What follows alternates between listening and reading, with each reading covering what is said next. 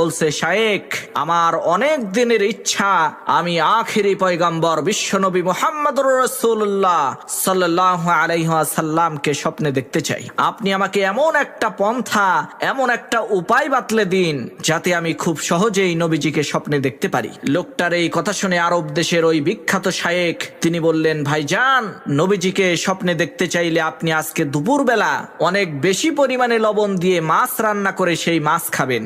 এরপর ঠিক একইভাবে রাতের বেলা অনেক বেশি পরিমাণে লবণ দিয়ে মাছ খাবেন, কিন্তু শর্ত হচ্ছে এই লবণ দিয়ে মাছ খাওয়ার পর আপনি কোনো পানি পান করতে পারবেন না। এই শর্তটা পালন করতে পারলেই ইনশাআল্লাহ আপনি নবীজিকে স্বপ্নে দেখতে পারবেন।